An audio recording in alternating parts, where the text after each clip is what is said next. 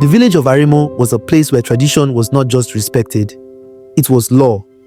Every family, every child, every decision was guided by the whispers of ancestors, by the weight of customs which passed down through generations. And in this village, under the golden glow of the setting sun, a love story was unfolding.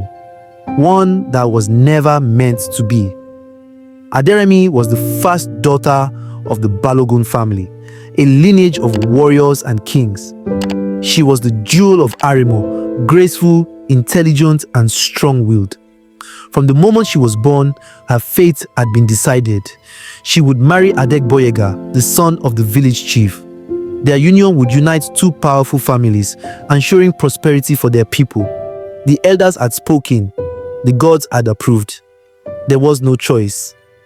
But fate had a cruel sense of humor, because Aderemi did not love Adegboyega.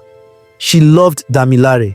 Damilare was a stranger in Aremo, a man with no powerful lineage, no noble title. He had arrived in the village 2 years ago, a wandering sculptor whose hands could carve life from the hardest wood. He was quiet, observant, with eyes that seemed to see through the very soul of a person. From the moment Aderemi saw him, something inside her shifted. It started with stolen glances at the market, then whispered conversations by the river, and before long, she was slipping away at night, just to be near him. They thought they were careful. They thought no one knew, but the walls of Aremo had ears and tongues that whispered in the dark. The first warning came from her mother. "Do not shame this family, Aderemi," she said, her voice laced with fear rather than anger. "You know your duty. You know the price of disobedience. But love is stubborn. It does not listen to warnings. It does not bow to tradition." One night, under the sacred baobab tree where lovers carved their names in secret, Damilare held Aderemi close, his voice barely a whisper. "Let's leave, Remy. Let's go far away from here, to a place where your name is just your own, not a legacy, where we can be together without fear." She wanted to say yes. She wanted to run. But Aremo was not a place you simply walked away from. And then, everything shattered.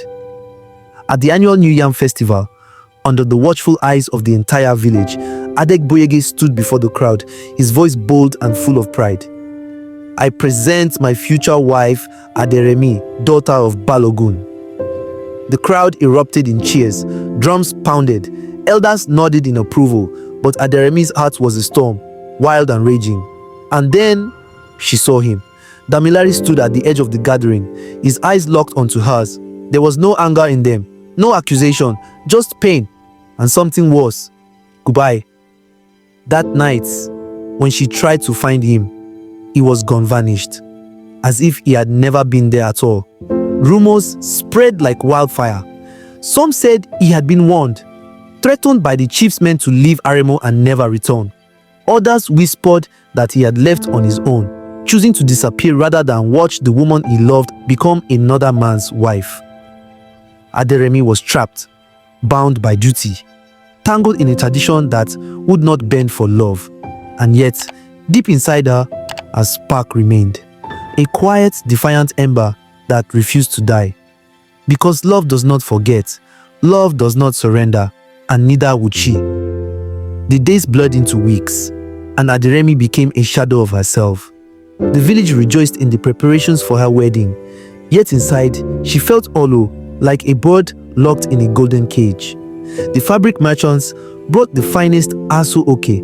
The drummers practiced the rhythms that would announce her union with Adegboyega, and the women of Aremo whispered about how lucky she was to marry into such a powerful family.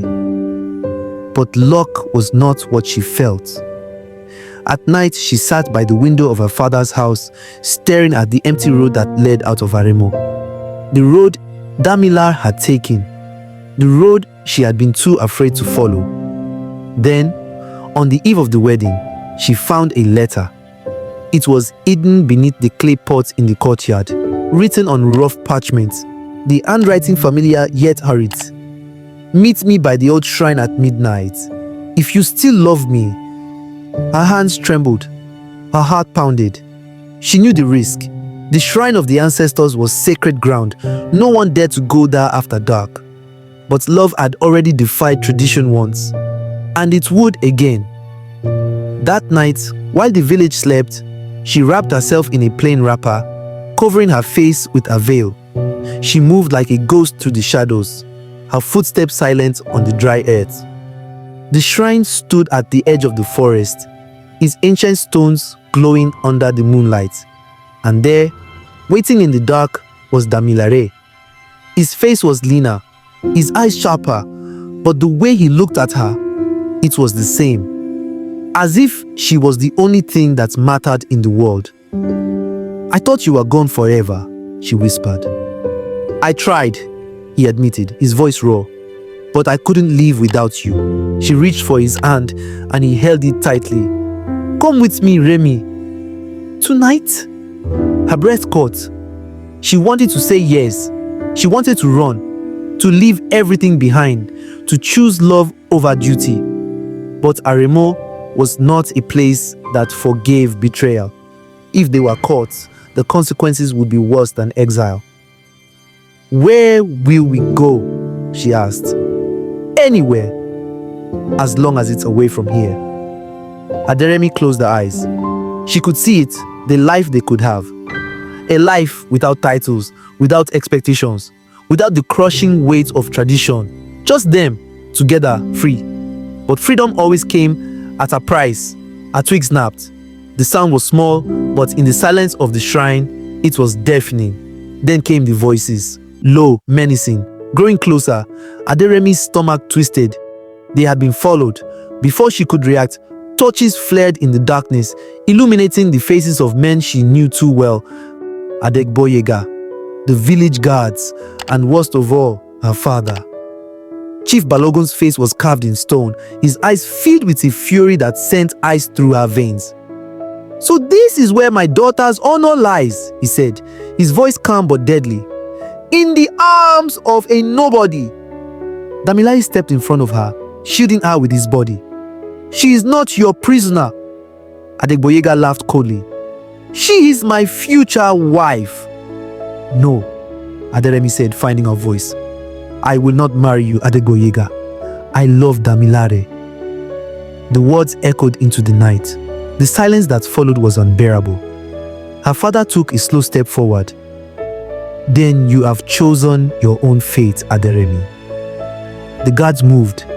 Hands grabbed her, pulled her back, tore her away from Damilare as he fought, as he struggled, as he was beaten down by men stronger and more ruthless than him. "No!" she screamed, thrashing against their grip. "Leave him alone!"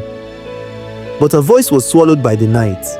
The last thing she saw before the world blurred with tears was Damilare's face, bruised but unbroken, his eyes locking onto hers as they dragged him away. And in that moment, she knew this was not the end. She would not let it be. Aderemi would not be tangled in tradition forever. She would find him. She would fight, no matter the cost.